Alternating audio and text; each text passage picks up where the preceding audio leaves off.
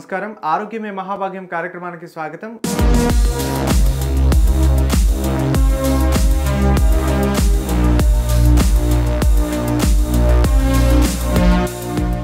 ఈనాటి మన ఆరోగ్యమే మహాభాగ్యం కార్యక్రమంలో మనతో ఉన్నారు ఆరోగ్య హాస్పిటల్ వైద్య నిపుణులు జనరల్ ఫిజిషియన్ డాక్టర్ గణేష్ వెనిశెట్టి గారు.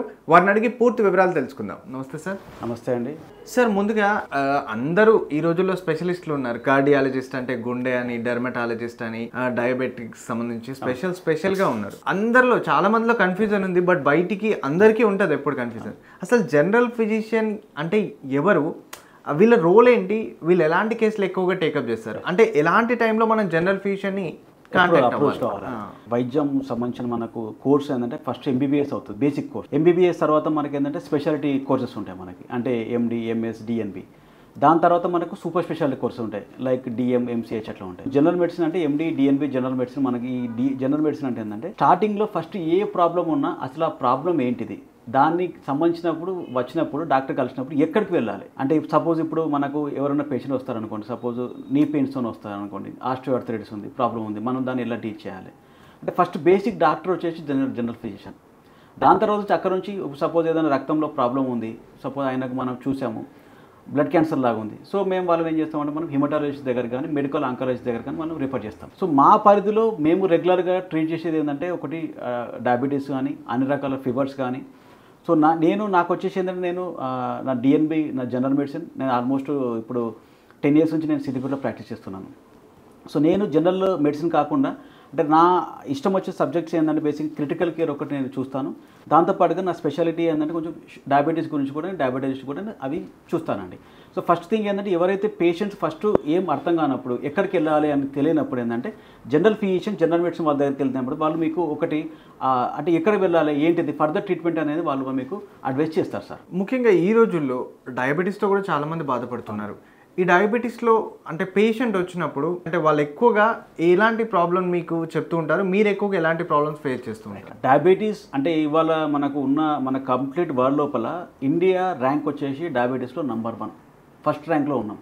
ఇంతకుముందు చైనా ఉండే, ఇప్పుడు దాన్ని మనం ఫస్ట్ ర్యాంక్ వెళ్ళిపోయాం.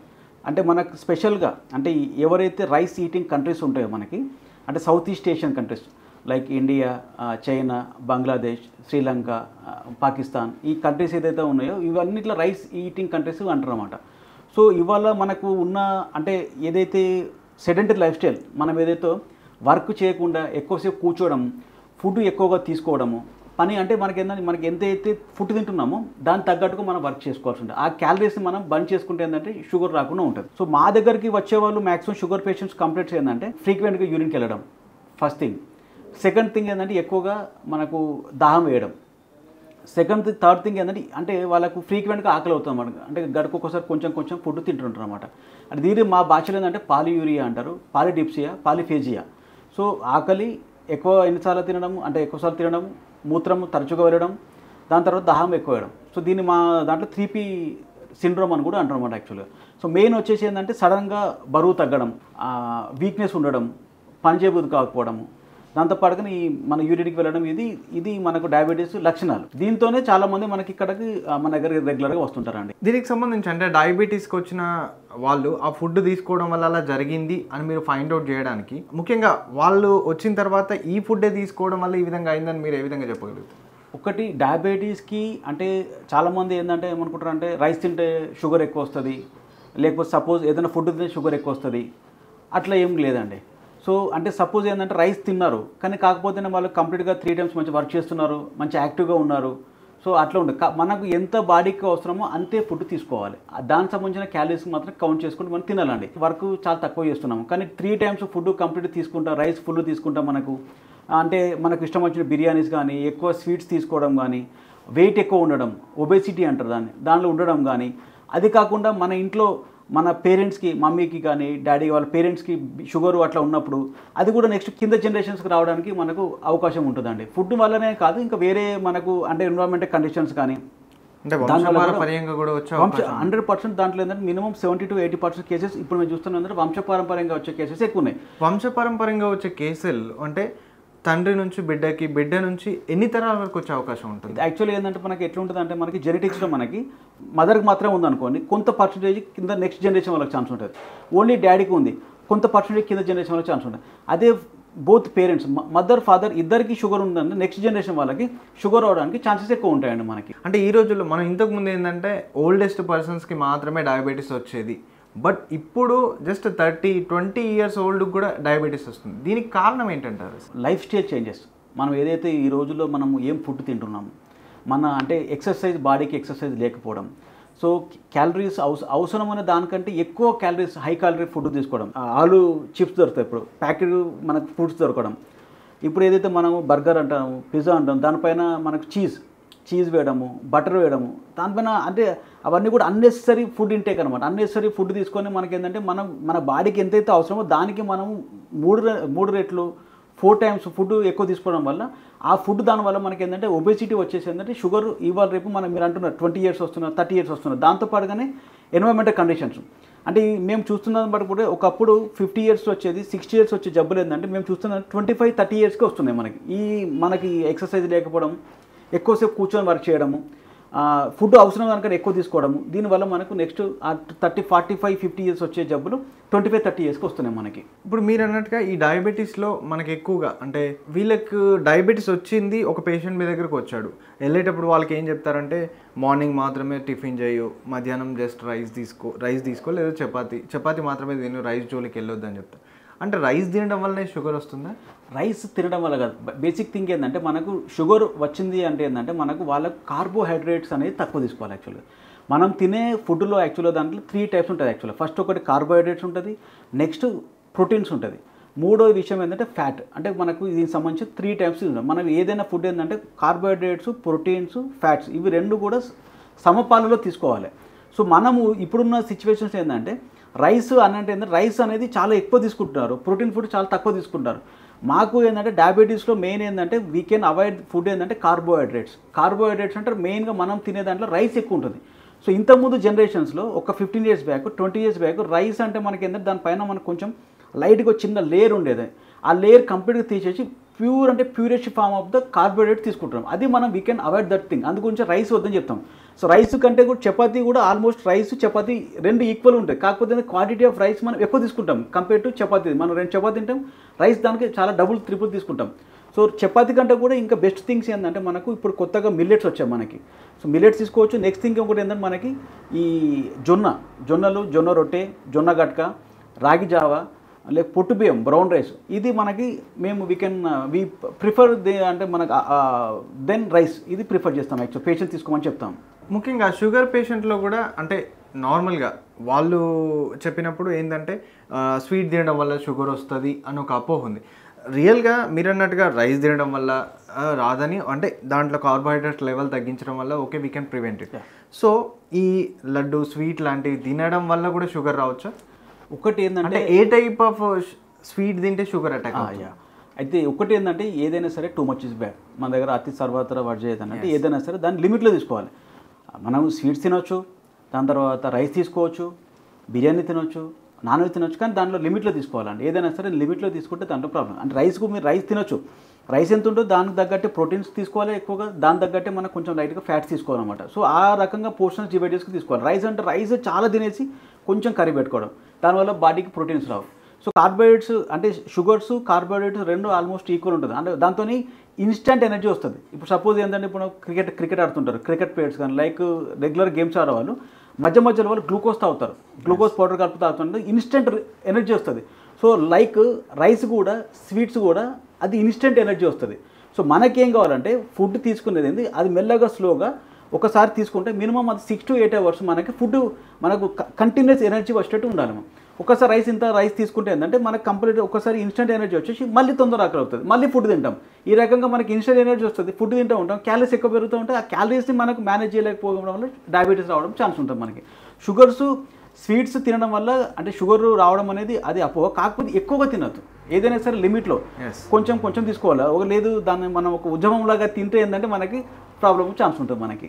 ముఖ్యంగా మీరు అన్నట్టు యాజ్ ఎ డాక్టర్గా బ్లడ్లో గ్లూకోజ్ పర్సంటేజ్ ఎక్కువ అయితే షుగర్ అటాక్ అవుతుంది అంటారు. ఇది అంటే రియల్గా గ్లూకోజ్ పర్సంటేజ్ ఎక్కువ అవడం వల్ల అవుతుందా, ఎక్కువ తక్కువ అవడం వల్ల ఉంటుందా, అసలు లెవెల్స్ ఎంత ఉండాలి? అయితే యాక్చువల్లీ ఏంటంటే మనకు ఒకటి డయాబెటిక్ వరల్డ్ డయాబెటిక్ అసోసియేషన్ ఉంటుంది మనకి.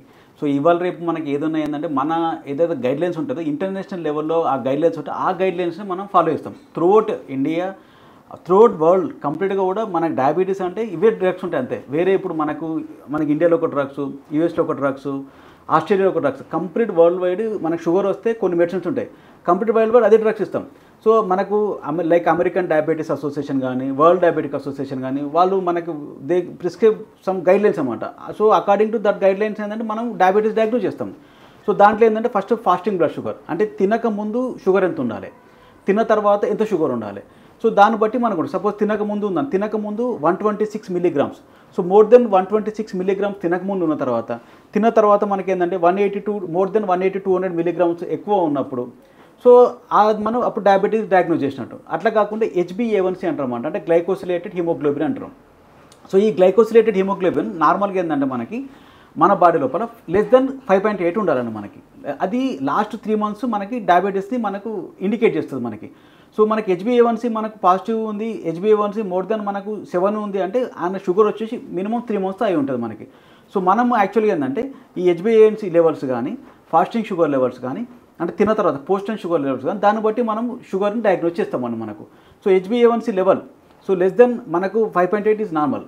సో 5.8 to 6.3 ఉందనుకోండి, that is pre diabetes. So more than 6.3 ఉందనుకోండి, అది డయాబెటీస్ కింద మనం కన్సిడర్ చేస్తాం.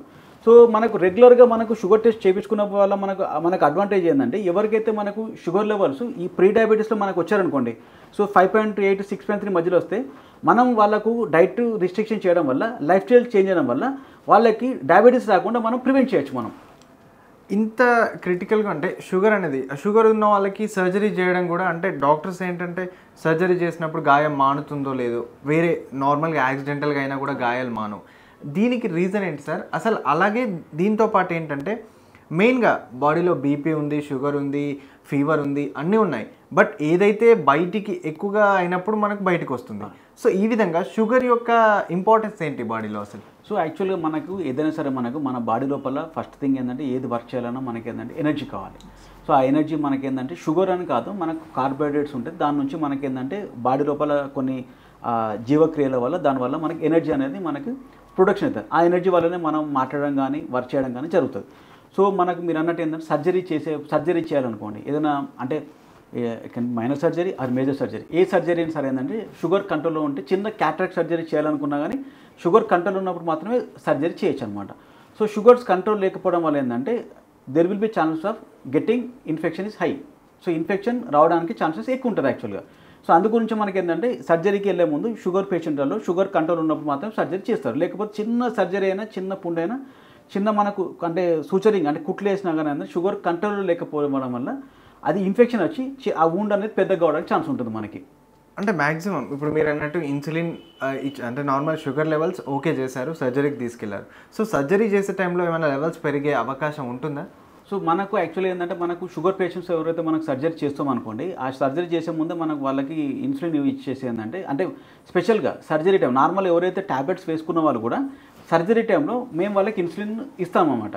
ఇన్సులిన్ ఏంటంటే ఇంకా ఖచ్చితంగా షుగర్ కంట్రోల్ చేస్తుంది అనమాట మనకి. So during surgery, so post of అంటే మ్యాక్స్ లెవెల్స్ ఉంచుతారు, అంటే బాడీలో షుగర్ లెవెల్స్ ఎంత ఉండాలో అంతే ఉంచుతారు. సో ఆ షుగర్ అట్లా ఉంచేసి మనం సర్జరీ చేస్తాం మనం. సో డ్యూరింగ్ సర్జరీ కూడా వాళ్ళకి షుగర్ లెవెల్స్ ఎట్లా ఉండాలి అంటే, మీరు సర్జరీ అట్లీస్ట్ ఒక 3 to 4 hours ఉంది, ఆ 4 hours వరకే ఉండేంత వరకు అంటే దాని యొక్క డోస్ ఆ విధంగా ఇస్తారా, లేకపోతే సర్జరీ టైంని బట్టి డోస్ ఉంటుందా? సో సర్జరీ మామూలుగా మనకు అంటే ఎవరైపున్న సర్జరీస్లో మ్యాక్సిమం 1 hour 1.5 hours సర్జరీ ఉంటుందండి. మేజర్ సర్జరీస్ అంటే బ్రెయిన్ సర్జరీస్, మనకు కార్డియో, మనకు బైపాస్ అవన్నీ ఇక్కడ చేయలేదు. సో 1.5 hours మనకు ఇన్సులిన్ మనం ఇచ్చేసిన తర్వాత మళ్ళీ పోస్ట్ ఆఫ్ సర్జరీ తర్వాత కూడా మనకి ఇంపార్టెంట్. సర్జరీ తర్వాత కూడా షుగర్ కంట్రోల్ చేసుకోవాలి, అది మనం ఇన్సులిన్తో మనం కంట్రోల్ చేస్తాం మనం అక్కడ. సో డయాబెటీస్లో టైప్స్ ఏమి ఉంటాయి సార్? సో అంటే నార్మల్గా అంటే జస్ట్ ఫర్ ఇన్ఫర్మేషన్ ఏంటంటే 2 types ఉంటుందండి డయాబెటీస్లో. 2 types డివైడ్ చేస్తారు.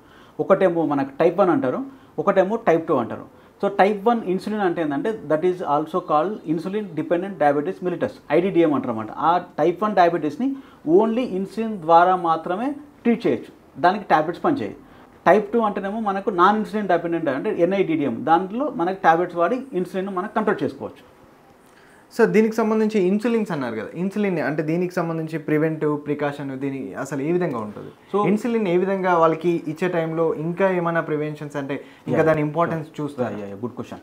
అయితే యాక్చువల్గా మనకి ఏంటంటే మనకి ఇన్సులిన్ అనేది ఏంటంటే మన బాడీ లోపల ప్యాంక్రియాస్ అనేది ఒకటి ఆర్గన్ ఉంటుంది. ఆ ప్యాంక్రియాస్ లోపల బీటా సెల్స్ అని ఒక సెల్స్ ఉంటాయి. ఆ సెల్స్ నుంచి ఇన్సులిన్ అనే హార్మోన్ మన ప్రొడక్షన్ అవుతుంది మన బాడీలో రెగ్యులర్గా. అయితే ఈ ఇన్సులిన్ అనేది ఎవరికి ఇస్తాము అంటే ఏంటంటే ఇప్పుడు మనం అనుకున్నట్టు షుగర్లో మనకు టైప్ 1 వాళ్ళకి కంపల్సరీ ఇన్సులిన్ మాత్రమే ఇవ్వాలి. వాళ్ళకి ఏది ఇచ్చినా వాళ్ళకు అది షుగర్ కంట్రోల్ కాదు. సో నెక్స్ట్ టైప్ 2లో ఎప్పుడు ఇస్తారు అంటే ఆల్మోస్ట్ మనం అన్ని డ్రగ్స్ వాడిన తర్వాత ఆ డ్రగ్స్తో షుగర్ కంట్రోల్లో లేదు అనుకోండి, అప్పుడు ఇన్సులిన్ అనేది లాస్ట్ రిసార్ట్ ఆఫ్ ట్రీట్మెంట్ అనమాట.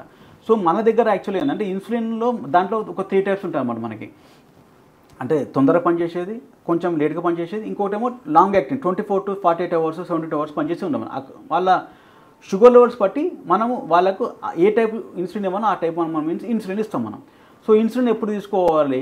సపోజ్ మనం ఇప్పుడు అంటే చాలామందికి ఏంటంటే తినే ముందు సపోజ్ బ్రేక్ఫాస్ట్ చేస్తాం, ఒక 10 minutes ముందు, ఒక 15 minutes ముందు ఇన్సులిన్ ఇచ్చేసి ఫుడ్ తీసుకోమని చెప్తాం. ఎందుకు చెప్తామంటే ఇప్పుడు ఇన్సులిన్ తీసుకుంటారు, తీసుకుని ఆయన ఫుడ్ తీసుకోలేదు అనుకోండి లో షుగర్స్ అవుతాయి, దాన్ని హైపోగ్లైసిమియా అంటారు. దాంతో మళ్ళీ మనకు ప్రాబ్లం అవుతుంది. సో అది కాకుండా మనకి ఇంకోటి ఏంటంటే మనకి ఇన్సులిన్ ఎన్నిసార్లు తీసుకోవాలి దాని దగ్గర కరెక్ట్గా తీసుకోవాలి. సపోజ్ ఇప్పుడు పేషెంట్కి ఏమైనా ఇన్ఫెక్షన్ ఉంది, జ్వరం ఉంది, ఆ టైంలో వాళ్ళకి ఇన్సులిన్ లెవెల్స్ ఎక్కువ అవసరం పడుతుంది బాడీకి. సో దాన్ని బట్టి కూడా మనకి ఇన్సులిన్ చేంజ్ చేసుకోవాల్సి ఉంటుంది. ఇలా సపోజ్ ఫుడ్ తక్కువ తీసుకుంటున్నారు, సో అప్పుడు కూడా డోస్ తక్కువ చేసుకోవాల్సి ఉంటుంది. సో మనం ఫిక్స్డ్ డోస్ తీసుకుంటారు చాలామందికి, కానీ ఫుడ్ తక్కువ తీసుకున్నప్పుడు వామిటింగ్స్ అయినప్పుడు అప్పుడు కూడా మనకు ఫుడ్ మన ఇన్సులిన్ సేమ్ అది అంతే డోస్ తీసుకున్నప్పుడు లో షుగర్ అవుతుంది. సో మనకు చాలా మటుకు అనేది మన దగ్గర అంటే ఇండియాలో స్పెషల్గా ఒకటి అపోహ ఏంటంటే ఇన్సులిన్ ఇస్తే ఏదో అయిపోతుంది, ఇన్సులిన్తో ఏదో సైడ్ ఎఫెక్ట్ ఉంటుంది. ఇన్సులిన్ అనేది ఒకటి ఏంటంటే ఒక మెడికేషన్ కాదు, అదొక కెమికల్ కాదు. మన బాడీ లోపల ఇన్సులిన్ లేదో అది దాన్ని మనము బయటకు వెళ్ళి మనం తీసుకుంటున్నాం, అది ఒక సబ్స్టిట్యూట్. అంతే ఇన్సులిన్ ఇచ్చేటప్పుడు కూడా అంటే మామూలు ఇంజెక్షన్ అయితే మనకి ఇక్కడ నరానికి చేస్తారు, లేకపోతే బాడీకి చేస్తారు, బట్ దాన్ని ఎక్కువగా పొట్ట దగ్గర చేస్తారు. ఎందుకు సార్ అసలు? అయితే యాక్చువల్గా ఏంటంటే ఇన్సులిన్ మెయిన్ రూట్ అంటే మనకు యాక్చువల్గా ఏంటంటే డ్రగ్స్ మనం ఏదైతే ఇస్తామో దాంట్లో మనకు 3 రూట్స్ ఉంటాయండి. మనకు 2 రూట్, ఒకటేమో ఓరల్ అంటే ట్యాబ్లెట్ ఫామ్లో ఉండేది oral route. Next parenteral route అంటే ఇప్పుడు సబ్క్యూటేనియస్ స్కిన్కి ఇచ్చేది కానీ ప్లస్ నరం అంటే ఐవీకి ఇచ్చేది కానీ ఇది పేరెంటల్ రూట్ అంటారన్నమాట. అయితే ఇన్సులిన్ మనకు మోడ్ ఆఫ్ యాక్షన్ ఏంటంటే అది మనకు పొట్ట దగ్గర ఉన్నారు కదా, అది పొట్ట దగ్గర మన సబ్క్యూటేనియస్ ఇంజెక్షన్ ఇస్తాం మనం, అంటే స్కిన్ కొంచెం పట్టుకొని స్కిన్ కింద మనకు ఇంజెక్షన్ ఇవ్వడం జరుగుతుంది. సో అక్కడ ఇచ్చినప్పుడు ఏంటంటే ఇన్సులిన్ మనకు యాక్టింగ్ చేస్తుంది మనం. అంటే అట్లా ఇచ్చినప్పుడు వాళ్ళకి ఇన్సులిన్ అనేది ఏంటంటే మనము ఈ పొట్ట దగ్గర మాత్రమే అనేది అనుకోవద్దు. ఎక్కడైతే కొంచెము మనకు స్కిన్ ఉంటుందో మనకి కొంచెం ఫ్యాట్ ఉంటుందో, లైక్ సపోజ్ ఏంటంటే మనకి పొట్ట దగ్గర ఉండొచ్చు, థైస్ దగ్గర ఇచ్చుకోవచ్చు, షోల్డర్స్కి ఇచ్చుకోవచ్చు. అంటే మనకు మనకు చేంజ్ చేస్తూ ఉండాలి. మనకు కూడా ఒకటే దగ్గర ఇస్తే కూడా ఏమవుతుందంటే ఇన్సులిన్తోనే మనకు లైపోట్రోఫీ, అక్కడ చర్మం కింద మొత్తం మనకు కొవ్వు కరిగిపోయి ఒక లొంటలాగా పడిపోతుంది. లేకపోతే ఒకటే దగ్గర ఇచ్చినప్పుడు ఏంటంటే అక్కడ మరకలు అయిపోతాయి. సో మనకి ఏంటంటే కొన్నిసార్లు పొట్ట దగ్గర ఇవ్వాలి కొన్ని రోజులు, ఒక 6, దాని తర్వాత ఒకసారి అక్కడ సైడ్, ఒకసారి లెఫ్ట్ సైడ్, ఒకసారి థైకి ఇచ్చుకోవాలి, ఇంకొకసారి left side, right side thigh అట్లా ఇస్తూ ఏంటంటే మనకి ఏంటంటే దానివల్ల మనకు అక్కడ మరకలు రావు, ప్లస్ ఇంకోటి ఏంటంటే వూండ్స్ ఏర్పడవు. ఇంకొకటి స్కిన్ ఒకటే దగ్గర ఇన్సులిన్ ఇస్తే ఏంటంటే అక్కడ ఉన్న ఫ్యాట్ కరిగిపోయి లోపలికి లొంతలాగా పడిపోయిందంటే కొంచెం చూడడానికి బాగుండదు మనకి అట్లా. ఇంకా సార్ ముఖ్యంగా ఈ రోజుల్లో అయితే ఇప్పుడు సీజనల్గా ఉంది, సీజనల్గా చాలా ఫీవర్స్ వస్తున్నాయి, చాలామంది హాస్పిటల్ పాలవుతున్నారు. దానిలో ముఖ్యంగా డెంగ్యూ అనేది చాలా డేంజర్గా ఉంది, సీరియస్గా ఉంది. ఈ డెంగ్యూ రావడానికి వైరల్గా వస్తుంది అన్నది ఫైండ్ అవుట్ చేసాం, బట్ ఈ డెంగ్యూ రాకుండా ఎలాంటి జాగ్రత్తలు తీసుకోవాలి? దీంట్లో ఫుడ్ డైట్ ఏ విధంగా ఉంటుంది, దీని ట్రీట్మెంట్ ఏ విధంగా ఉంటుంది? డెంగ్యూ అనేది ఏంటంటే యాక్చువల్గా ఏంటంటే మనకు సీజనల్ డిసీజ్, సీజనల్గా మనకు మెయిన్ ఈ సీజన్ పర్టికులర్ దిస్ సీజన్ ఏదంటే మనకు జూలై నుంచి మనకు ఈ అక్టోబరు మనకు నవంబర్ వరకు సీజన్ ఉంటుంది. సో ఈ సీజన్లో మనకి డెంగ్యూ ఫీవరు సీజనల్గా వస్తుంది అన్నమాట. ఎపిడమిక్స్ అంటారు. సో ఇది ఎందుకు ఈ సీజన్లో వస్తుందంటే అంటే ఈ సీజన్లో వాటర్ ఎక్కువగా స్టాగ్నెంట్ ఉండడం, నిల్వ వాటర్ ఉండడం, స్టోరేజ్ ఉండడం, మనకు వాతావరణంలో హ్యూమిడిటీ పెరగడము. సో వీటికి ఏంటంటే యాక్చువల్ డెంగ్యూ ఫీవర్ అనేది dengue is viral disease. So కాకపోతే డెంగ్యూ ఏది స్ప్రెడ్ చేస్తుంది అంటే మస్కిటో స్ప్రెడ్ చేస్తుంది. ఆ మస్కిటో ఏంటంటే దాని పేరు ఏడిస్ ఈజిప్టి అంటారు. ఆ మస్కిటో ఏంటంటే ఆ మస్కిటో ఈ వైరస్ని క్యారీ చేస్తుంది అన్నమాట. ఈ వైరస్ ఆ మస్కిటో దగ్గర ఉంటుంది. సో ఆ మస్కిటో మనకు కరిచినప్పుడు ఏంటంటే అది మనకు రక్తం పీల్చుకొని ఏంటంటే ఆ వైరస్ను మన రక్తం లోపల విడిచిపెట్టి వెళ్ళిపోతుంది అన్నమాట మనకి. సో అంటే వాటర్ మనకు బ్రీడింగ్ ప్లేసెస్ వాటర్ ఎక్కువగా స్టోరేజ్ కావడము, హ్యూమిడ్గా ఉండడము, దీనివల్ల మనకి ఈ సీజనల్ మనకు వస్తుంది అన్నమాట డెంగ్యూ వైరస్ అనేది. సో ఈ డెంగ్యూ డిసీజ్ ఏంటంటే ఇది వైరల్ డిసీజ్. దీంట్లో మనకి డెంగ్యూలో మనకి ఏంటంటే మెయిన్గా మళ్ళీ ఇది సేమ్ సౌత్ ఈస్ట్ కంట్రీస్, మళ్ళీ ఇండియా, ఫిలిప్పైన్స్, పాకిస్తాన్, బంగ్లాదేశ్ అంటే ఇవన్నీ కూడా మనకి ఈ మన కంట్రీస్లో ఏంటంటే మన దగ్గర వాటర్ స్టోరేజ్ పెరుగుతుంది. నెక్స్ట్ ఇంకోటి కోస్టల్ ఏరియాస్. సపోజ్ మనకి ఇప్పుడు మన ఇండియా చాలా పెద్ద కోస్టల్ ఏరియా ఉంది. సో ఆల్మోస్ట్ మనది ఏంటంటే ఐలాండ్ ఆల్మోస్ట్ ఏంటంటే ఇక్కడ నుంచి గుజరాత్కి స్టార్ట్ చేసి ఇక్కడ నుంచి మొత్తం కంప్లీట్ పెద్ద కోస్టల్ ఉంది. ఈ ఏరియాస్లో మనకి ఏంటంటే వాటర్ ఎక్కువ స్టోరేజ్ కావడం, లైక్ ఇప్పుడు తాగి పడేసిన మనకు కొబ్బరి బొండాలు అనుకోండి, లేదు నిలువక టైర్లు పడేసి ఉంటాయి అక్కడ వాటర్ ఉండడం కానీ, లేకపోతే మనకి ఎక్కడైతే మామూలుగా మనకి గుంతలలో వాటర్ ఉండడం కానీ ఇవన్నీ మనకి మస్కిటోస్కి అయిపోతాయి. సో దీంట్లో మనకి ఈ డెంగ్యూ వైరస్లో మనకు 5 టైప్స్ ఉంటుందండి. అంటే డెంగ్యూ వైరస్ 1, 2, 3, 4, 5 అని. సో మొన్న యాక్చువల్గా రీసెంట్లో బ్యాంకాక్లో రీసెంట్ వైరస్ని వీళ్ళు అంటే దాంట్లో ఒక కొత్త స్పీషీస్ని వీళ్ళకు కనిపెట్టారు. సో దీంట్లో ఏంటంటే డెంగ్యూ వైరస్ 2 అది ఎక్కువ మనకు విరిలెంట్, అంటే ఎక్కువగా పనిచేస్తే ఎక్కువగా మన దానివల్ల సీరియస్ కాంప్లికేషన్ రావడానికి ఛాన్స్ ఉంటుంది మనకి డెంగ్యూలో. సో డెంగ్యూ ఫీవర్ నార్మల్గా ఏంటంటే అంటే ఈ నార్మల్ చాలామందికి డెంగ్యూ వస్తుంది. దాంట్లో కొంతమందికి మాత్రమే మనకు హాస్పిటల్లో అడ్మిషన్ కానీ ట్యాబ్లెట్స్ కానీ అవసరం పడుతుందండి. అంటే ఈ డెంగ్యూ ఫీవర్ వచ్చినప్పుడు కూడా మన ఇమ్యూనిటీని బట్టి ఆ వ్యక్తిపై డెంగ్యూ ఎఫెక్ట్ చూపే ప్రభావం ఉంటుందా? 100%. ఇప్పుడు నేను అంటే రీసెంట్గా నేను ఒక పేషెంట్ వచ్చారు, ఒక కంప్లీట్ ఫ్యామిలీ మొత్తం డెంగ్యూతో ఎఫెక్ట్ అయ్యారు. సో దాంట్లో ముగ్గురు అంటే మదర్, ఫాదర్, సన్ ముగ్గురు ఉన్నారు. ఫాదర్కి ఏం కాలేదు, చిన్న ట్యాబ్లెట్స్ వాడి ఇంట్లో బాగున్నారు. దాని తర్వాత వాళ్ళ కొడుక్కి చిన్న సెలెన్స్ పెట్టాము, ఆయన బాగా అయిపోయాడు. వాళ్ళ మదర్కి ప్లేటెట్స్ అవసరం పడ్డాయి.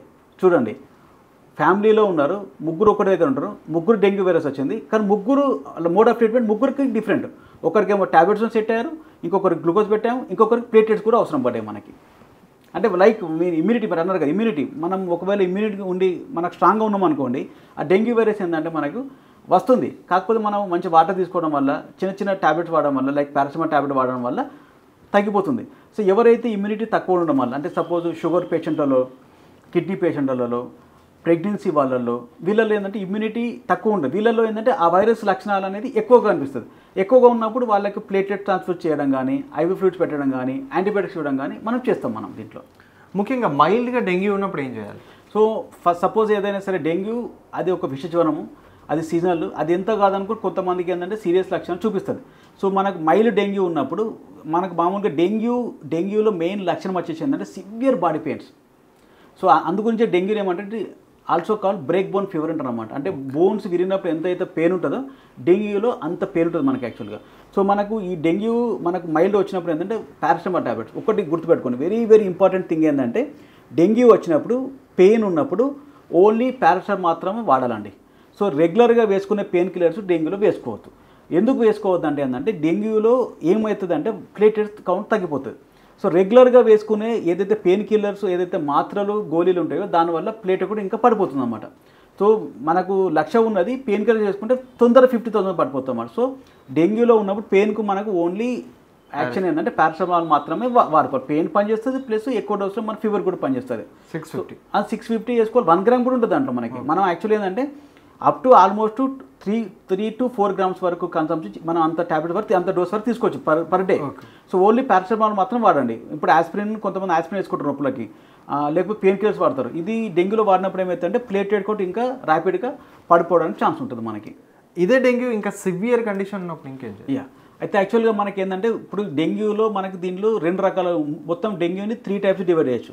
So normal classical dengue fever అంటారు, నెక్స్ట్ థింగ్ అయితే డెంగ్యూ హెమరాజిక్ ఫీవర్ అంటారు, నెక్స్ట్ థింగ్ అయితే డెంగ్యూ షాక్ సిండ్రోమ్ అంటారు. సో డెంగ్యూ ఫీవర్ అంటే నార్మల్ డెంగ్యూ ఫీవరు, చలి, దాని తర్వాత బాడీ పెయిన్స్, హెడ్ఏక్, ఇది వచ్చిన వాళ్ళలో వాటర్ తీసుకొని కొన్ని ట్యాబ్లెట్స్ వాడి పారాసిటమాల్ ట్యాబ్లెట్స్ వాడితే వాళ్ళు ఓకే అయిపోతారు.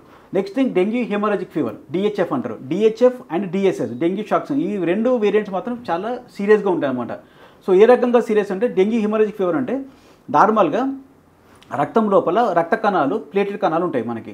సో అవి మనకు 1.5 lakhs నుంచి 4 lakhs వరకు మధ్యలో ఉంటాయి యాక్చువల్గా. డెంగ్యూ హెమరాజిక్ ఫీవర్లో ఏమవుతుందంటే ఈ ప్లేటెడ్ కౌంట్ పడిపోతుంది. సో ప్లేటెడ్ కౌంట్ పడిపోయినప్పుడు ఏమంటే ఎక్కడైనా చిన్న గాయం జరిగినప్పుడు ఈ ప్లేటెట్స్ అనేది అక్కడికి వెళ్ళి ఇంకా ఫర్దర్గా బ్లీడింగ్ కాకుండా అక్కడ మనకు ఒక అడ్డుకట్లాగా వేస్తాం అన్నమాట. ఈ రక్త కణాలు పడిపోవడం వల్ల బ్లీడింగ్ ఛాన్సెస్ అనేది ఎక్కువగా ఉంటాయి మనకి. సో ఎక్కువగా ఉన్నప్పుడు మనకి ఏమవుతుంది అంటే చిన్న గాయమైనా కానీ బ్లీడింగ్ అనేది ఎక్కువైపోతుంది. సో మన బాడీ లోపల డెంగ్యూ హెమరాజిక్ ఫీవర్ అంటే ఏంటంటే బ్లీడింగ్ ఛాన్సెస్ ఎక్కువ ఉంటాయి. అంటే సపోజ్ ఏమవుతుంది అంటే మనకి ఇంటర్నల్ బ్లీడింగ్ అంటే మనకు మోషన్లో బ్లడ్ పోవడము, షుగర్ నుంచి రక్తం రావడము, ముక్కు నుంచి రక్తం రావడము, యూరిన్లో రక్తం రావడము, హిమోచూరియా ఇలాంటివి ఉన్నప్పుడు ఏంటంటే దీన్ని డెంగ్యూ హిమరాజిక్ ఫీవర్ అంటారు అన్నమాట. ఇలాంటి conditions we have to very careful and compulsory హాస్పిటల్లో అడ్మిట్ ఉండాలి. ఇఫ్ పాసిబుల్ ఇంకా ప్లేటెట్ తగ్గుతుందంటే మనం ప్లేటెట్ ట్రాన్స్ఫ్యూషన్ అనేది చేసుకోవాల్సి ఉంటుంది.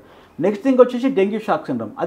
అది అంటే ఇంకా చాలా హై ఛాన్సెస్ ఆఫ్ మోటాలిటీ అంటే చనిపోవడానికి ఆస్కారం ఉండేది dengue shock syndrome. So dengue shock syndrome అంటే ఏమైతే దాంట్లో కంప్లీట్గా బీపీ మొత్తం పడిపోతుందండి. కంప్లీట్ లో బీపీ అయిపోతుంది. నార్మల్గా బీపీ 120/80 ఉండాల్సింది 50కి 40కి పడిపోవడం వల్ల అంటే బాడీ లోపల వైటల్ ఆర్గాన్కి బ్లడ్ సప్లై అనేది నిలిచిపోతుంది అనమాట. లైక్ బ్రెయిన్ కానీ లేకపోతే కిడ్నీస్ కానీ నిలిచిపోయినప్పుడు ఏమవుతుంది అంటే కిడ్నీస్ ఖరాబ్ కావడం కానీ, ఈ సివియర్ డెంగ్యూలో ఊపిరితిత్తులలో నీళ్ళు రావడం కానీ, కడుపు లోపల నీళ్ళు రావడం కానీ, బీపీ పడిపోవడం కానీ మనకి జరిగే ఛాన్స్ ఉంటుందండి. సో ఈ డిహెచ్ఎఫ్ అండ్ డిహెచ్ఎస్ ఈ రెండు కూడా ఏంటంటే worst complications of dengue virus. So ఇలాగ ఉన్నప్పుడు మనకు కంపల్సరీ హాస్పిటల్ అడ్మిషన్ ఉండాలి. దాంతోపాటుగా క్రిటికల్ కేర్ ఐసీయూ మనకు అడ్మిషన్ అవసరం పడుతుంది. ఇంకా ప్లేటెట్స్ ఉంటే ప్లేటెట్ ట్రాన్స్ఫర్ చేసుకోవాలి. కొంతమందికి ఆక్సిజన్, కొంతమందికి యాంటీబయాటిక్స్ కూడా అవసరం పడే ఛాన్స్ ఉంటుందండి. ముఖ్యంగా ఈ ప్లేట్లెట్స్ అంటే డెంగ్యూ వచ్చినప్పుడు డెంగ్యూ అనేది ఎక్కువగా వైట్ సెల్స్ పైన అటాక్ చేసే అవకాశం ఉంటుందా? ముఖ్యంగా అసలు ఎక్కడ అటాక్ చేస్తుంది? సో నార్మల్గా మనకి ఏంటంటే రక్తం అంటే బ్లడ్ అంటారు మామూలుగా రక్తం అంటారు. సో రక్తం అంటే యాక్చువల్గా రక్తంలో చాలా రకాలు ఉంటాయి. యాక్చువల్ దాంట్లో చాలా రకాల కాంపోనెంట్స్ ఉంటాయి. సో దాంట్లో మనకు మెయిన్ ఏంటంటే ఒకటి ఆర్బీసీ అంటే ఎర్ర కణాలు, నెక్స్ట్ డబ్ల్యూబీసీ తెల్ల కణాలు, నెక్స్ట్ ప్లేట్లెట్స్ అంటే రక్త ఫలకిక్కలు అంటే తెలుగులో. సో ఈ అంటే మేజర్గా ఈ 3 ఉంటాయి. ఇవి కాకుండా కొన్ని ప్రోటీన్స్ ఉంటాయి, కొన్ని వాటర్ ఉంటుంది. మామూలు రక్తంలో 80% వాటర్ ఉంటుంది, 20% మనకి ఇవి ఉంటాయి మనకి. సో మనకు ఈ డెంగ్యూ వైరస్ ఏం చేస్తుంది అంటే యాక్చువల్గా ఇది బోన్ మ్యారో అంటే రక్తం ఎక్కడైతే పుడుతుందో ఆ బోన్ మ్యారో పైన దీని ఎఫెక్ట్ చూపించడం వల్ల ప్లేటెట్స్ అనేది తగ్గుతాయి మనకి. సో డెంగ్యూలో మనకి ఏంటంటే వైట్ సెల్స్ తగ్గుతుంది, ప్లేటెట్స్ తగ్గుతాయి. సో ఈ ప్లేట్లెట్స్ తగ్గడం వలన మనకు మ్యాక్సిమం ప్రాబ్లం ఉంటుంది. ఎందుకంటే ప్లేట్లెట్స్ తొందరగా మనకు బోన్ మ్యారో ప్రొడక్షన్ దగ్గర మనకు ఆపేస్తుంది. బయట ఉన్న ప్లేట్లెట్స్ కూడా ఎక్కువ ఇది డిస్ట్రక్షన్ చేస్తుంది అన్నమాట. అంటే తొందరగా డిస్ట్రాయ్ అయిపోయి ప్లేటెట్ కౌంట్ పడిపోతుంది మనకి. అంటే ఈ ప్లేటెట్ కౌంట్ పడిపోవడం వల్ల మనకి ఎక్కువగా మనకు నష్టం జరిగే ఛాన్స్ ఉంటుంది మనకి. ఈ ప్లేట్లెట్ అంటే బ్లడ్ ట్రాన్స్పిరేషన్ అంటే చేస్తూ ఉంటారు జస్ట్ బ్లడ్ బ్యాంక్ నుంచి. బట్ ఈ ప్లేట్లెట్స్ ట్రాన్స్మిషన్ చేసేటప్పుడు ఎలాంటి జాగ్రత్తలు తీసుకోవాలి? ఏ టైంలో ఇవి చేయొచ్చు? ఎస్ అయితే యాక్చువల్గా మనం అనుకున్నట్టు ముందు ప్లేట్లెట్ కణాలు మనకు రక్తం లోపల మినిమం 1.5 నుంచి 4.5 lakhs ఉంటుందండి మనకి. సో డెంగ్యూలో ఈ ప్లేట్లెట్ కౌంట్ అనేది పడిపోతుంది. సో ఇవి లెస్ దెన్ 1 lakh ఉన్నప్పుడు దాన్ని ఏమంటారంటే థ్రాంబోసైటోపెనియా అంటారు యాక్చువల్గా. సో ఈ థ్రాంబోసైటోపెనియాలో మనకేంటంటే రక్తము అంటే కొన్నిసార్లు 35,000 40,000 ప్లేటెట్స్ ఉన్నా కానీ బ్లీడింగ్ అంటే ఇప్పుడు మనకి యూరిన్లో బ్లడ్ పోతున్నా, మోషన్లో బ్లడ్ పోతున్నా అట్లా ఉందనుకోండి, కంపల్సరీ మనం ప్లేటెట్ పెడతాం. ఒకవేళ పేషెంట్ స్టేబుల్గా ఉన్నాడు, ఏం ప్రాబ్లం లేదు, మనం వీ హ్యావ్ టు వెయిట్ 20,000 వరకు కూడా వెయిట్ చేయొచ్చు మనం. సో 20,000 ఉందంటే డెఫినెట్లీ ఇంకా కంపల్సరీ ఇంకా ప్లేటెట్ ట్రాన్స్ఫర్ చేయాల్సింది. ఎందుకంటే మనం రిస్క్ తీసుకోవద్దు. ఎందుకంటే మనకు మనిషి ఇంపార్టెంట్, మనకి ప్రాణం ఇంపార్టెంట్ కాబట్టి మనం ప్లేటెట్స్ పెడతాం మనం. సో మన ప్లేట్లెట్స్ పెట్టే ముందు ఏంటంటే మనకి కరెక్ట్ వాళ్ళ బ్లడ్ గ్రూపింగ్ తెలుసుకోవాలి మనకి. సో వాళ్ళ బ్లడ్ గ్రూప్ తగ్గట్టే వీళ్ళకి ప్లేటెట్స్ అనేది ఎక్కడం జరుగుతుంది అన్నమాట. నెంబర్ 1. నెక్స్ట్ ఇంకో ప్లేటెట్స్ ఎక్కించినప్పుడు ఏదైనా సరే ఫారెన్ మెటీరియల్ అంటే ఇప్పుడు రక్తం ప్లేటెట్స్ అనేది మనకు కాకుండా వేరే వాళ్ళ రక్తం మనకు ఎక్కిస్తున్నాం కాబట్టి there will be chances of ఏంటంటే అనాఫిలాక్టిక్ రియాక్షన్. అంటే మనకేంటే ఆ రక్తం పడకపోవడం వల్ల దద్దులు రావడము, చలి రావడము, దమ్ము రావడము ఇది జరిగే ఛాన్స్ ఉంటుంది. సో కాబట్టి ఏంటంటే మనం ఇచ్చే ముందు చాలా జాగ్రత్తగా ఈ ప్లేటెట్ ట్రాన్స్ఫ్యూజన్ ఇట్లాంటివి ఏంటంటే ఐసీయూ సెటప్ ఉన్న వాళ్ళని పెడితే ఏంటంటే దానివల్ల సైడ్ ఎఫెక్ట్స్ వచ్చినా కానీ అది మనం మేనేజ్ చేసే స్టేజ్లో మనం ఉండాలండి. ముఖ్యంగా ఏదైనా మనం ఏమనుకుంటాం అంటే ఒకటి రాకుండా ఉండడానికి జాగ్రత్తలు తీసుకోవాలి చాలా. లైక్ యాజ్ కరోనా వచ్చినప్పుడు కూడా మనం వ్యాక్సిన్స్ తీసుకున్నాం. సో ఇలాంటి వైరల్ ఫీవర్ డెంగ్యూ కానీ టైఫాయిడ్ కానీ ఇప్పుడు వచ్చే ఈ అంటే భయంకరమైన విష జ్వరాలు ఉన్నాయి, ఇవి రాకుండా వ్యాక్సిన్స్ కూడా ఏమైనా వేసుకునే అవకాశాలు ఉన్నాయా? అవి చిన్నపిల్లలు ఏ విధంగా ఉన్నాయి, పెద్ద వాళ్ళలో ఏ విధంగా ఉన్నాయి? సో మామూలుగా మనకు అంటే కొన్ని వైరల్ డిసీజెస్కి మనకి ఏంటంటే వ్యాక్సినేషన్స్ అవైలబుల్ ఉన్నాయి. బట్ అన్ఫార్చునేట్లీ డెంగ్యూకి వ్యాక్సిన్ ఇంకా ఎక్స్పెరిమెంటల్ స్టేజ్లో ఉందండి మనకి. ఓకే, సో మనకు కొన్ని ఉంటాయి, మనకు టీబీ రాకుండా బీసీజీ వ్యాక్సిన్ ఉంటుంది మనకి. సో మీజిల్స్ రాకుండా మనకు కొన్ని వైరస్ వ్యాక్సిన్స్ ఉంటాయి. సో అట్లా కాకుండా మనకి ఏంటంటే కొంతమందికి పెద్దవాళ్ళలో and suppose kidney failure patients వాళ్ళలో కానీ, కొంతమందికి స్ప్లీన్ అనేది ఉండదు, స్ప్లీన్ లేని వాళ్ళలో కానీ మనకు కొన్ని న్యూమోకోకల్ వ్యాక్సిన్స్ కానీ అంటే నిమోనియా రాకుండా హిమోఫిలస్ వ్యాక్సిన్స్, మెనింజైటిస్ రాకుండా కొన్ని వ్యాక్సిన్స్ మనకు అవైలబుల్ ఉంటాయండి. వాళ్ళ అవసరం బట్టి మనం వాళ్ళకి ఇస్తాము మన వ్యాక్సిన్స్. ముఖ్యంగా ఈ రోజుల్లో మనం అనుకున్నా అంటే నార్మల్ సీజనల్లో అంటే ఎప్పుడైతే వెదర్ చేంజ్ అవుతుందో చాలా వరకు న్యూమోనియా అటాక్ అవుతుంది. అది రావడం వల్ల చాలా ఇబ్బంది పడుతున్నారు చిన్నపిల్లలు కావచ్చు, పెద్దవాళ్ళు కావచ్చు. చాలా వరకు న్యూమోనియా వచ్చినప్పుడు ఉండే లక్షణాలు, దాని ద్వారా వాళ్ళు పడే శరీరంలో ఎలాంటి మార్పులు జరుగుతుంటాయి, దీనికి సంబంధించి ప్రివెన్షన్స్ ఏంటి, ప్రికాషన్స్ ఏంటి? నార్మల్గా అంటే నిమోనియా అంటే ఏంటంటే యాక్చువల్ ఏంటంటే లంగ్కు వచ్చే ఇన్ఫెక్షన్ నిమోనియా అంటారు యాక్చువల్ మనకి లంగ్ ఇన్ఫెక్షన్. సో ఈ నిమోనియా అనేది ఏంటంటే మనకు బ్యాక్టీరియా వల్ల రావచ్చు, వైరస్ వల్ల రావచ్చు, ఫంగస్ వల్ల రావచ్చు, టీబీ వల్ల కూడా రావచ్చు. మనకి ఇన్ని రకాల కారణాలు ఉన్నాయి. సో ప్రజెంట్ ఉన్న సిచ్యువేషన్స్ ఏంటంటే వైరల్ నిమోనియాస్ ఎక్కువగా మనకు వస్తున్నాయి. అంటే వైరస్ వల్ల వచ్చే నిమోనియాస్ ఎక్కువ ఉన్నాయి. మనకు 4 years బ్యాక్ వచ్చిన కోవిడ్ కూడా అది కూడా ఒక వైరసే. సో వైరల్ నిమోనియాస్ ఎక్కువగా వస్తున్నాయి మనకి. అంటే దాంట్లో స్వైన్ ఫ్లూ ఉన్నది, ఇంకా చాలా మనకు తెలియని వైరస్ చాలా ఉన్నాయి మనకి. సో ఈ వైరల్ నిమోనియాస్ చాలా ఎక్కువగా ఉన్నాయి. సో ఎవరికి రావడానికి ఛాన్స్ ఉందంటే ఇమ్యూనిటీ ఎవరికి తక్కువ ఉందో సో వాళ్ళకు రావడానికి ఛాన్స్ ఉంటుంది. చిన్నపిల్లలలో, నెక్స్ట్ కిడ్నీలు ఫెయిల్యూర్ పేషెంట్లలో. మీరు అన్నట్టు ప్రెగ్నెంట్ లేడీలో వచ్చిందంటే వచ్చే బాబుకి కూడా వచ్చే అవకాశం ఉంటుంది. బాబుకి మ్యాక్సిమం అంటే కొన్ని ప్రికాషన్స్ తీసుకున్నప్పుడు మ్యాక్సిమం అయితే ఏం ఛాన్స్ ఉండదు. ఎందుకంటే వాళ్ళకు ప్రెగ్నెంట్ వాళ్ళు ఉన్నప్పుడు కొన్ని యాంటీబాడీస్తోని నెక్స్ట్ బేబీకి ప్రొటెక్ట్ అయ్యే ఛాన్సెస్ ఉంటుంది, ప్రొటెక్షన్ వస్తుంది. కానీ అంటే చాలా తక్కువ ఛాన్సెస్, కాబట్టి ఛాన్సెస్ అయితే ఉన్నాయి. అంటే మనం కూడా అంటే నిమోనియా ఒకవేళ మదర్కి వచ్చినప్పుడు అంటే ఎప్పుడు రావడానికి ఛాన్సెస్ మన బేబీని ముట్టుకున్నప్పుడు. సో అప్పుడు మనకు మంచిగా శానిటైజ్ చేసుకొని ముట్టుకోవడం కానీ, మాస్క్ పెట్టుకోవడం మనకి బేబీ దగ్గరికి అయినప్పుడు, ఈ రకంగా మనకి బేబీకి రాకుండా మనము ప్రివెన్షన్ చేయొచ్చండి. ఇంకా ఈ రోజుల్లో అయితే ఇంకా ఫార్మర్స్ చాలా వరకు అంటే పెస్టిసైడ్స్ అంటే వాళ్ళు పొలాల్లోకి వెళ్ళి మందులు కొట్టినప్పుడు కూడా చాలా వరకు జాగ్రత్తలు తీసుకోకుండా మందులు కొడుతున్నారు. దాని ద్వారా కూడా ఇలాంటి న్యూమోనియా లాంటివి ఇంకా డిఫరెంట్గా ఏదైనా వైరసెస్ వచ్చి అటాక్ అయ్యే అవకాశం ఉంటుంది. అంటే ఈ పెస్టిసైడ్స్ కొట్టినప్పుడు వైరసెస్ కంటే ఏంటంటే కెమికల్ ఇండ్యూస్డ్ లంగ్ ఇంజరీ అవుతామన్నమాట. దాన్ని ఏమంటారు అంటే కెమికల్ నిమోనైటిస్ అంటారు యాక్చువల్లీ. ఇప్పుడు ఏదైతే మనకు బ్యాక్టీరియా వైరల్ వచ్చే దానివల్ల కెమికల్స్ వాడడం వల్ల కెమికల్ నిమోనైటిస్ వస్తుంది. రైతన్నలకు ఒకటే నేను చేసే విజ్ఞప్తి ఏంటంటే మీరు ఎప్పుడైనా సరే ఈ పెస్టిసైడ్స్ కొట్టినప్పుడు మనకు ప్రాపర్ ప్రికాషన్స్ కంపల్సరీ తీసుకోవాలి. మన చేతులకు గ్లోవ్స్ వేసుకోవడము, మనకు ముక్కుకు మాస్క్ పెట్టుకోవడము, తలకు మనకు బట్ట చుట్టుకోవడము, కంప్లీట్ బాడీ మొత్తం మనకి ఏంటంటే ఒకటి కవచంలాగా చేసుకొని ఏంటంటే మొత్తం కంప్లీట్గా మనకు ప్రికాషన్స్ తీసుకొని సేఫ్టీ ప్రికాషన్స్ తీసుకొని స్ప్రే చేసుకోవాలి. ఈవెన్ ఇది మనకు పారాక్విట్ అని ఒకటి పాయిజన్ ఉంటుంది, పారాక్విట్ గడ్డి మందు అంటారు. సో గడ్డి మందుకు అంటే అన్ఫార్చునేట్ ఏంటంటే దానికి దెర్ ఇస్ నో యాంటీడోట్, దానికి వీడు మందు లేదు. సో గడ్డి మందు మనకు కొట్టిన కొంతమంది కళ్ళు పోయిన సందర్భాలు కూడా కొన్ని ఉన్నాయి. ఊపిరితిత్తులో మనకు నంజు వచ్చేసి దమ్ము రావడం కానీ, వామిటింగ్స్ రావడం కానీ, తిప్పడం కానీ, అది మెల్లమెల్లగా లైక్ స్లో పాయిజన్ మన బాడీ లోపలికి వచ్చేసి షుగర్ రావడము, బీపీ రావడము, ఇవి రావడం ఛాన్స్. కాబట్టి అవి కొట్టే ముందు జాగ్రత్తగా మనకు ఐస్ స్పెక్స్ పెట్టుకోవడం కానీ, లేకపోతే మనకు ఈ సేఫ్టీ మెటీరియల్ మనకి పెట్టుకోవడము, మాస్క్ పెట్టుకోవడము, గ్లౌస్ వేసుకోవడము. మనకి అది కొట్టుకునే ముందు కొంతమందికి ఏం చేస్తారంటే మన బాడీ రాకుండా ఆయిల్ కూడా మనకు పెట్టుకుంటారు అన్నమాట. కోకోనట్ ఆయిల్ పెట్టుకుంటే ఏంటంటే సో దట్ ఏంటంటే ఎక్కువ మనకు రాకుండా ఉండడం.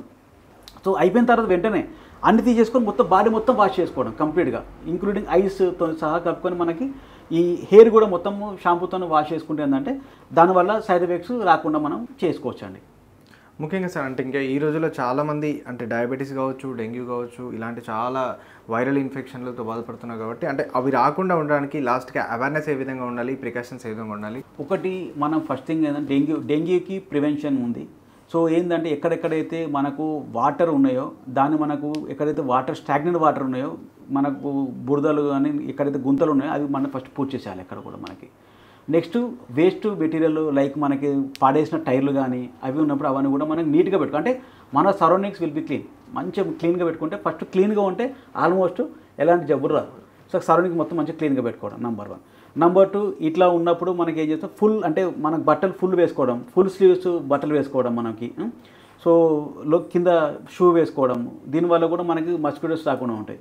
సో మస్కిటోస్ ఎక్కువ ఉన్నాయి, మస్కిటో నెట్ పెట్టుకోవడము దానివల్ల కూడా మనకి ఉంటుంది. ఇంకొన్నిసార్లు మస్కిటో రిపెలెంట్స్ అంటారు అన్నమాట. అంటే ఆయింట్మెంట్స్ లాగా ఉంటాయి మనకి. కొన్నిసార్లు బయట వెళ్ళి పడుకుంటాం, కొన్ని ఎక్కడ వేరే ఊరికి వెళ్తాం, అక్కడ మస్కిటో చాలా ఉంటాయి. మనం చేతులకు అంటే ఎక్స్పోజ్డ్ ఏరియాస్ పెట్టుకుంటే ఏంటంటే మస్కిటోస్ మన దగ్గర రాకుండా ఉండడం. ఇది ప్రికాషన్స్ ఏది for dengue. So for diabetes sugar రాకుండా ఉండాలంటే ఏం చేయాలి? రోజు మనం ఒక weekly minimum 150 to 200 minutes exercise, walking కావచ్చు, స్విమ్మింగ్ కావచ్చు, యోగా, ప్రాణాయామం ఏదైనా సరే మీ ఇష్టం వచ్చింది తీసుకొని కంపల్సరీ బాడీ యాక్టివ్గా ఉండాలి. సెడెంటరీ ఎక్కువసేపు కూర్చున్న వాళ్ళు ఉన్నారు అనుకోండి, ఒక 15-20 minutes ఒకసారి లేచి కొంచెం తిరగడము, మళ్ళీ యాక్టివ్గా ఉండడము, అది చేయడము. అవాయిడ్ ఏంటంటే ఈ అన్నెసరీ ఫుడ్, ఈ చీజ్ కానీ బటర్ కానీ ఎక్కువగా అనేది మనకు బయట జంక్ ఫుడ్ తీసుకోవడము, డీప్ ఫ్రై ఫుడ్ తీసుకోవడం కానీ, ఈ స్వీట్స్ కానీ అవాయిడ్ చేయడం కానీ మనకి దీని రకంగా మనకు షుగర్ రాకుండా మనకు చేసుకోవచ్చు. సో దీంతో పాటుగానే మనకు రెగ్యులర్గా ఏంటంటే మనకు 6 months ఒకసారి కానీ అంటే ఆల్మోస్ట్ ఒక 35 years దాటిన వాళ్ళు ఫ్రీక్వెంట్ హెల్త్ చెకప్ చేసుకోవాలి.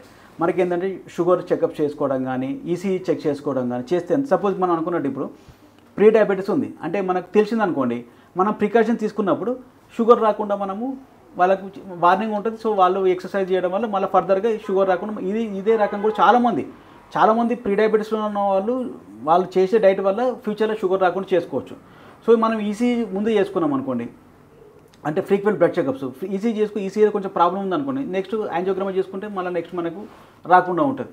సో ఇవన్నీ చేసుకుంటే పాటుగా ఇంకొకటి అన్నిటికన్నా ఇంపార్టెంట్ ఏంటంటే హెల్త్ ఇన్సూరెన్స్ చేసుకోండి. మీరు హెల్త్ ఇన్సూరెన్స్ కంపల్సరీ చేసుకోవాలి. ఎందుకంటే మనం మంచిగా ఉన్నాము, మనకి ఇప్పుడు ఏం కాదు, నెక్స్ట్ ఏం కాదని చెప్పలేము. ఎప్పుడు ఏం జరుగుతుందో మేము కూడా ఎవరికి చెప్పలేకపోతున్నాం.